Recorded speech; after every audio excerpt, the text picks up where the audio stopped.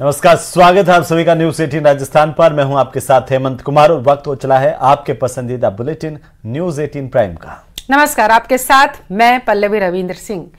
एक धमाका और दिल्ली में रोहिणी के प्रशांत विहार इलाके में हड़कंप मच गया। सीआरपीएफ के स्कूल की दीवार के पास हुए धमाके के बाद सुरक्षा एजेंसियां चौकन्नी हो गई।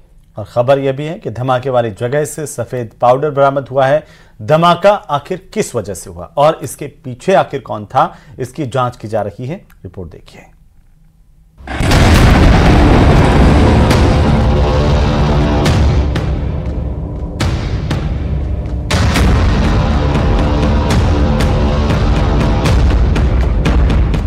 दिल्ली के रोहिणी के एक स्कूल के पास ब्लास्ट की ये लाइव तस्वीर है। रोहिणी के प्रशांत विहार इलाके में सीआरपीएफ के स्कूल की बाउंड्री के पास सुबह धमाका हुआ। इसके बाद आसपास सिर्फ धुएं का गुबार ही नजर आया। फिलहाल इस मामले में special cell, NIA, CRPF, FSL और एनएसजी ब्लास्ट की टीमें जांच कर रही हैं। पूरे इलाके को कॉर्डन ऑफ करके इसकी मैपिंग की जा रही है। फिलहाल ये पता नहीं लग पाया है कि धमाका किस वजह से हुआ और इसके पीछे कौन था। आज सुबह प्रशांत विहार पुलिस स्टेशन जो रोहिणी डिस्ट्रिक्ट में है, उनको सूचना मिली थी कि सीआरपीएफ स्कूल के पास धमाके की आवाज आई है। तुरंत पुलिस टीम्स मौके पे पहुंची तो देखा कि कुछ वहां दुर्गंध भी थी और स्कूल के प्रेमाइसेस में भी और आसपास के कुछ दुकानों में भी शीशे टूटे हुए थे। किसी व्यक्ति को किसी प्रकार की चोट नहीं आई है। पुलिस के सीनियर ऑफिसर्स स्पॉट पे तुरंत पहुंच गए थे। Crime team, forensic science experts, special cell, सभी लोग इन्वॉल्व हैं, सभी मौके पे हैं। इस बारे में इन्वेस्टिगेशन की जा रही है, धमाके के कारणों की जांच और कैसे ये हुआ, इस विषय में जैसे ही कोई अपडेट होगा आप लोगों को सूचित किया जाएगा। दिल्ली पुलिस ने रोहिणी धमाका मामले में एफआईआर दर्ज कर ली है। पुलिस ने एक्सप्लोजिव एक्ट यानी विस्फोटक अधिनियम और पब्लिक प्रॉपर्टी को नुकसान पहुंचाने की धाराओं के तहत मुकदमा दर्ज कर लिया है। मामले की जांच के दौरान इसमें आपराधिक साजिश की धारा जोड़ी जा सकती है। केस स्थानीय थाने द्वारा दर्ज किए जाने के बाद इस मामले को जांच के लिए दिल्ली पुलिस की स्पेशल सेल को सौंपने का निर्देश है।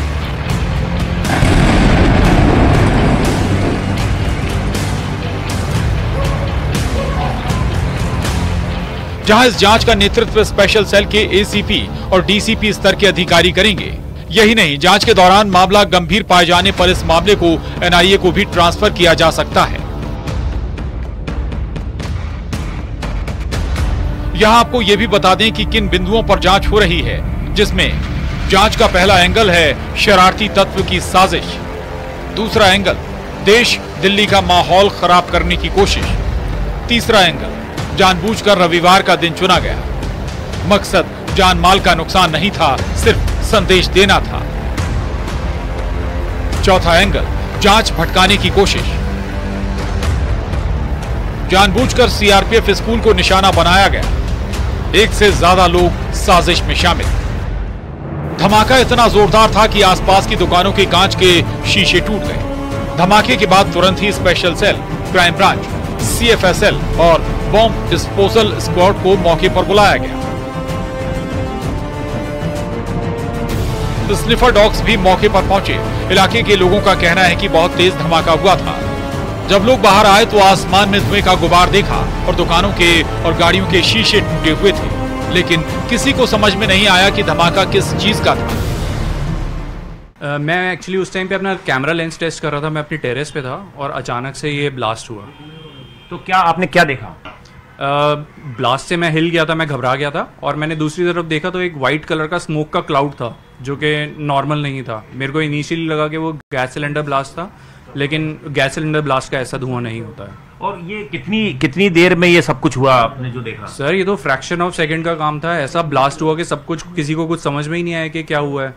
तो और मैं फटाफट से फिर कैमरा वगैरह रख के वहाँ पे उस जगह पे पहुँचा तो वहाँ पे देखा कि ऑलरेडी लोकल्स वगैरह पहुँच चुके थे और जो सीआरपीएफ कमांडोज थे जो स्कूल के, वो उस जगह को देख रहे थे। वही व्हाइट पाउडर देखा जो हवा में काफी देर तक था, वो क्या आपने कुछ स्मेल आ रही थी, ऐसा कुछ फील किया? क्योंकि शीशे टूट गए। इनिशियली मैंने ऐसा धुआं कभी देखा ही नहीं है, इसलिए मेरे को बहुत अजीब लगा। और शीशे टूट गए शर्मा जी, हमने देखा था। हाँ, इंटेंसिटी बहुत तेज थी। अगर जैसे लेट्स से कि उधर ब्लास्ट हुआ है तो इधर इस बिल्डिंग के सारे शीशे टूट गए हैं, बोर्ड्स टूट गए हैं, गाड़ियों के शीशे टूट गए। सीआरपीएफ स्कूल के पास हुए धमाके में जांच एजेंसियों को सफेद पाउडर मिला है। जांच एजेंसियां इस एंगल से जांच में जुटी हैं कि कहीं इस सफेद पाउडर का इस्तेमाल धमाके में तो नहीं हुआ है। दिल्ली पुलिस ये पता लगा रही है कि आखिर ये धमाका किस चीज का था। एफएसएल को वायर यानी तारनुमा चीज भी मौके से बरामद हुई है। इसकी जांच भी की जा रही है। एनआईए की टीम शुरुआती तफ्तीश करने और सबूतों से जुड़े इनपुट जुटा रही है। एनआईए के अलावा एनएसजी की टीम भी मौके पर मौजूद है। एफएसएल की टीम ने मौके से सैंपल लिए हैं। सीआरपीएफ ने पूरे इलाके को कब्जे में ले लिया है। Bureau report, news 18।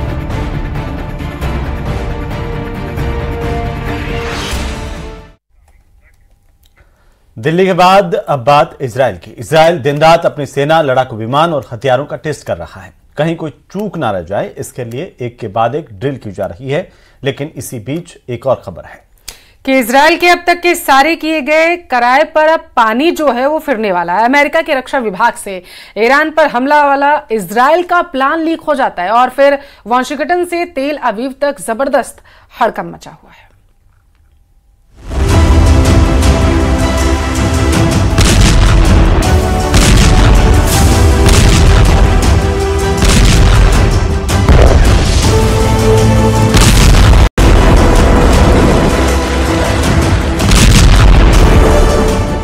कब,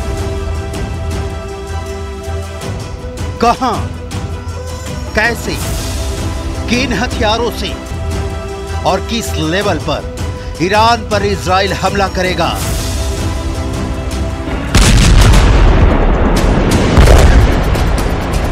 हमले का ब्लूप्रिंट लीक हो गया है।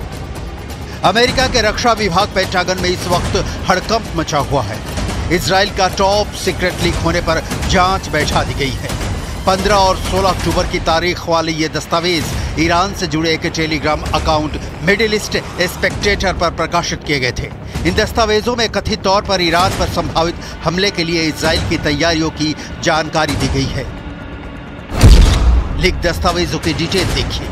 दस्तावेज नंबर 1, लीक हुए डॉक्यूमेंट से एक का शीर्षक है इजराइल एयरफोर्स की ईरान पर हमले की तैयारी। दस्तावेज नंबर 2, जिसमें इजराइल के गोला बारूद को इधर उधर ले जाने की जानकारी है। दस्तावेज नंबर 3, इसमें हवा से सतह पर मार करने वाली मिसाइलों से जुड़ी इजरायली वायुसेना के अभ्यासों की रूपरेखा दी गई है। दस्तावेज नंबर 4, जो इजराइल के पास परमाणु हथियार होने का संकेत देता है।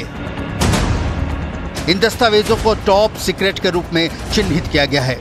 उन पर ऐसे निशान हैं जो बताते हैं कि इन्हें केवल अमेरिका और उसके 5 आइज सहयोगियों के पास ही होना चाहिए। 5 आइज में अमेरिका, ऑस्ट्रेलिया, कनाडा, न्यूजीलैंड और ब्रिटेन शामिल हैं। लीक दस्तावेजों में अमेरिका की satellite national geospatial intelligence agency यानी एनजीए की कुछ ऐसी तस्वीरें हैं जिसमें इजराइल की सेना की तैयारियों को देखकर लगता है कि वो बड़ी कार्रवाई करने के मूड में है। अमेरिका की इन्वेस्टिगेटिंग एजेंसी FBI जांच कर रही है कि कथित पेंटागन दस्तावेज तक पहुंच किसकी थी। इजराइल सेना के प्लान की रिपोर्ट टेलीग्राम पर लीक होने के बाद ईरान समेत पूरी दुनिया में चिंता बढ़ गई है। ईरान पर इजराइल के हमले का ब्लूप्रिंट उस वक्त लीक हुआ है जब प्रधानमंत्री बेंयामिन नेतन्याहू के घर पर ड्रोन से हमला हुआ है, जिसे लेकर इजराइल ने ईरान पर आरोप लगाया है, जबकि ईरान ने आरोपों को सिरे से खारिज कर दिया है।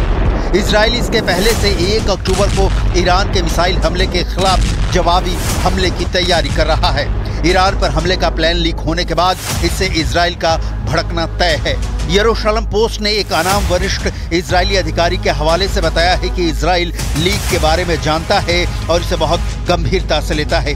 हमले का प्लान लीक और डिटेल दिखाने के पहले 2 लाइनों में इसका सारांश ये है कि इजराइल का टारगेट क्लियर है, अब सिर्फ वक्त का इंतजार है। इजराइल की समझ बिल्कुल साफ है कि हमास हो, हिजबुल्लाह हो या यमन के हूथी विद्रोही हों, ये तभी तक इजराइल के खिलाफ खड़े होने की, लड़ने की क्षमता रखते हैं जब तक ईरान इन प्रॉक्सी ताकतों के साथ है। ईरान ने भी अपनी ओर से एकदम साफ कर दिया है। हिजबुल्लाह चीफ हसन नसरल्लाह के मारे जाने के बाद जिस तरीके से ईरान ने इजराइल पर 200 मिसाइलें बरसाई, वो इसी बात का उदाहरण है। लिहाजा ईरान को सबक सिखाने की इजराइल ठान चुका है। शुरू में तो यहाँ तक कहा गया कि इजराइल ईरान के न्यूक्लियर ठिकानों, तेल डिपो तक पर हमला करेगा, लेकिन बाद में बाइडेन के बयान के बाद कहा गया कि इजराइल इन संस्थानों पर नहीं बल्कि ईरान के मिलिट्री अड्डों को निशाना बनाएगा। यानी अमेरिका की ओर से भी ईरान पर हमले की इजराइल को हरी झंडी मिल चुकी है। लिहाजा अब उस वक्त का इंतजार है कि इजराइल कब करेगा ईरान पर हमला। इजराइल ईरान पर हमले की जल्दी नहीं कर रहा है तो उसका कारण है हिजबुल्लाह और हमास। इजराइल इस कोशिश में जुटा है कि देश को हिजबुल्लाह की ओर से होने वाले हमले के लिए सुरक्षित कर लिया जाए, क्योंकि हमास के पास अब ऐसा बड़ा कुछ भी नहीं बचा जिससे वो इजराइल के लिए खतरा पैदा कर सके। लेकिन हिजबुल्लाह के पास हथियार अभी बहुत हैं और ड्रोन हमलों ने यह साबित कर दिया है कि नसरल्लाह के मारे जाने के बावजूद, सारे टॉप कमांडरों की मौत के बावजूद हिजबुल्लाह अभी खत्म नहीं हो गया है। घर को पूरी तरह सुरक्षित करने के पहले ईरान पर अटैक इजराइल के लिए भारी पड़ सकता है। लिहाजा इंतजार कीजिए, क्योंकि इजराइल का इतिहास कहता है कि ईरान को नेतन्याहू छोड़ेंगे नहीं, लेकिन हमला कब करेंगे ये भी नहीं बताएंगे। खासकर अब अमेरिका को तो बिल्कुल नहीं। जब युद्ध का प्लान ही लीक हो जाए तो जीत नहीं, हार पक्की होती है।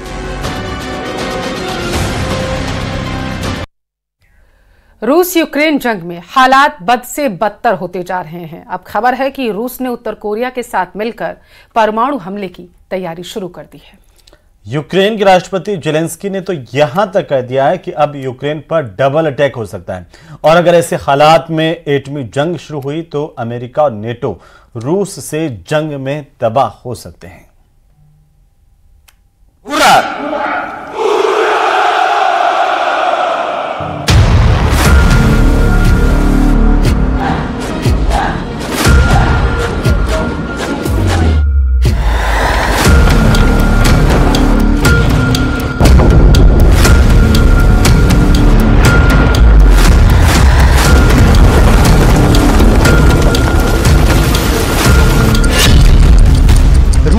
परमाणु घड़ी की टिक टिक शुरू।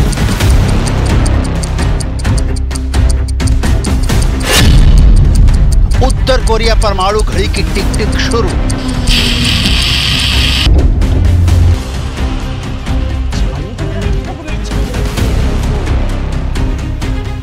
रूस और उत्तर कोरिया के परमाणु टिक टिक से जेलेंस्की के होश उड़ गए हैं। रूस और उत्तर कोरिया की एटमी हमले की तैयारी देखकर नेटो के 32 देश बौखला गए हैं।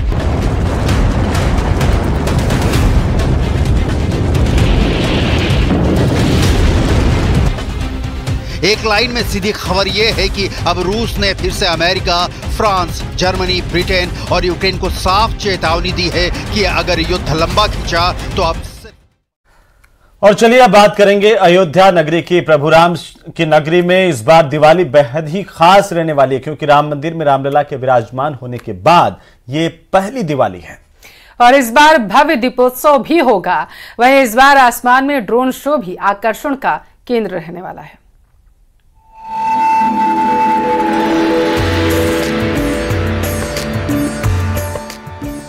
अयोध्या में भव्य दीपोत्सव की तैयारियों ने जोर पकड़ रखा है। इस बार रिकॉर्ड 25 लाख दियों से भव्य दीपोत्सव का है। अयोध्या को दुल्हन की तरह सजाया जा रहा है। जगह जगह पर आधुनिक लाइट लगाई जा रही है। अयोध्या की दिवाली इस बार सबसे भव्य होने जा रही है। राम जन्मभूमि मंदिर में प्रभु रामलला की प्राण प्रतिष्ठा के बाद पहली बार इस कार्यक्रम का आयोजन किया जा रहा है। दिवाली पर इस बार अयोध्या 25 लाख दियों से जगमगाएगी, जिसमें 30,000 से ज्यादा अवध विश्वविद्यालय, महाविद्यालय और 36 इंटर कॉलेज के साथ 40 एनजीओ के वॉलंटियर दीपक जलाएंगे। दिए राम की पैड़ी समेत 55 घाटों पर बिछाए जाएंगे। भजन संध्या स्थल पर भी 6 लाख दिए जलाए जाएंगे। 1100 लोगों की ओर से एक साथ सरयू आरती का एक और Guinness book of world record बनाने की तैयारी है। इस बार टारगेट और भी बढ़ाया है। हमें शासन की तरफ से 25 लाख दिए प्रज्वलित करने का टारगेट दिया गया है और विश्वविद्यालय पूरे मन से उसको पूरा करने में प्रयासरत है। हमारी टीम्स बनाई गई हैं, कई कमेटीज बनाई हैं, 25 के करीब कमेटीज बनी हैं और इस सारे आयोजन में करीब 30,000 स्टूडेंट्स जो कैंपस के भी होंगे और अलग अलग कॉलेजेस से भी आएंगे। इसमें कुछ स्वयं सेवक होंगे, कुछ NGOs के लोग भी होंगे। 30 लाख के करीब ये सब लोग वॉलंटियर्स, जिसमें स्टूडेंट्स भी शामिल होंगे बहुत लार्ज नंबर में, वो इस दियों को प्रज्वलित करेंगे। NDRF की टीम चूँकि भजन संध्या स्थल में उसका हेडक्वार्टर है, इसलिए उन लोगों ने अनुरोध किया था कि हमको भी एक पोर्शन दे दिया जाए। हम वॉलंटियर्स के रूप में काम करना चाहते हैं, तो उनकी भी अब ID बनवा करके देंगे। वो भी अपने एक पोर्शन को जला करके प्रभु श्री राम को अपनी जो अर्चना अर्पित करेंगे। वहीं इस बार अयोध्या के आसमान में अलग नजारा दिखने वाला है। रंग बिरंगी रोशनी के साथ पहली बार 500 ड्रोन के जरिए एरियल ड्रोन शो का भी आयोजन देखने को मिलेगा। 15 मिनट तक सरयू घाट और राम की पैड़ी पर एरियल ड्रोन शो का आयोजन होगा। इतना ही नहीं, इस ड्रोन शो में प्रभु श्री राम, लक्ष्मण, हनुमान जी की आकृति दिखेगी। राम भक्तों के लिए आकर्षण का केंद्र होगा। भगवान रामलला जब लंका विजय करके अयोध्या लौटे तो उनका भव्य स्वागत हुआ। कुछ वही स्मृतियां दीपोत्सव के दरमियान अयोध्या में देखने को मिलती है, जब अयोध्यावासी दीपक जलाकर अपने आराध्य का स्वागत करते हैं। और इस बार का दीपोत्सव तो बेहद खास होने जा रहा है। भगवान रामलला के परिसर के साथ साथ दीपोत्सव स्थल यानी कि राम की ये पैड़ी लगभग 25 लाख दीपक से प्रज्वलित होने जा रही है। नया कीर्तिमान तो बनेगा ही, साथ ही भगवान के भव्य मंदिर में विराजमान होने की जो छटा है वो भी इस बार दीपोत्सव में दिखेगी। इस बार दीपोत्सव में सबसे खास लेजर शो और वाटर शो के अतिरिक्त ड्रोन शो होगा। लगभग 15 मिनट का आकाश में ड्रोन शो किया जाएगा और इस ड्रोन शो में भगवान के जीवन वृत्त पर आधारित प्रसंग भी उसी ड्रोन शो से दर्शाए जाएंगे। फिलहाल पर्यटन विभाग तैयारियां कर चुका है और माने तो बीते दिनों इसका एक छोटा सा ट्रायल भी हो चुका है। दीपोत्सव ऐतिहासिक हो, 8वां दीपोत्सव भगवान रामलला के भव्य मंदिर में विराजमान होने वाला हो, कुछ ऐसी अविस्मरणीय छटा इस बार 8वें दीपोत्सव में देखने को मिलेगी। ड्रोन शो के लिए 500 ड्रोन रहेंगे और इससे जो है रामायणकालीन प्रसंगों पर जो है आसमान में ये आकृतियाँ दिखाई देंगी। इसके लिए अभी एक ये है कि कहाँ से ड्रोन 500 ड्रोन रखे जाएंगे, कहाँ से छोड़े जाएंगे, इस पर मंथन चल रहा है। ये चीज़ जो है जब अंतिम चरण में आ जाएगा तब और बेहतर बता पाएंगे। एक तरफ सरयू के घाट लाखों दियों से जगमग होंगे तो दूसरी ओर ड्रोन आधुनिक और विकसित भारत की तस्वीर दिखाएंगे, जिसे लेकर कोई कसर नहीं छोड़ी जा रही है। ड्रोन शो में ऋषि वाल्मीकि और तुलसीदास की आकृतियां भी दिखेंगी। 500 ड्रोन अयोध्या दीपोत्सव में लगाए जाएंगे, जिसका रिहर्सल 29 अक्टूबर को किया जाएगा और अगले दिन दीपोत्सव के दिन अयोध्या में बड़ा आयोजन होगा। तो आकृतियां सब में लाइटें लगी होती आसमान में जो है और वो रामायणकालीन दृश्य जो है उसमें दिखाई देंगे और तमाम प्रसंग उसमें जो है आकृतियों के माध्यम से लोग देख सकेंगे। इसके साथ ही जो आतिशबाजी भी होगी पर्यावरण को ध्यान में रखते जी, ग्रीन फायरवर्क्स हम लोग करते हैं और इस बार भी जो है प्रदूषण रहित आतिशबाजी करते हैं, वो भी कार्यक्रम है। दिवाली बेहद ही नजदीक है। रामनगरी अयोध्या में तो अलग ही तरह का उत्साह दिख रहा है। अयोध्या के धर्म पथ और राम पथ को लाइटों से जगमग किया जाएगा। 70 से ज्यादा इलेक्ट्रीशियन राम कथा पार्क के पास कैंप कर लाइटों को तैयार करने के काम में लगे हैं। लगभग 2 किलोमीटर से ज्यादा के इलाके में भव्य लाइटिंग की जाएगी। इस बार लाइट लेजर शो भी आकर्षण के केंद्र में होगा। दर्शक दीर्घा में बैठकर श्रद्धालु दीपोत्सव का आनंद ले सकेंगे। 30 अक्टूबर को साकेत महाविद्यालय से रामकथा पार्क तक शोभा यात्रा निकाली जाएगी। रामनगरी में दीपोत्सव को भव्य बनाने के लिए कोई कसर नहीं छोड़ी जा रही है। अयोध्या को जगमग करने के लिए युद्ध स्तर पर काम चल रहा है। वहीं दीपोत्सव के दिन होने वाला ड्रोन शो हर श्रद्धालुओं को रोमांचित करने वाला होगा। अयोध्या से न्यूज़ 18 के लिए निमीश गोस्वामी की रिपोर्ट।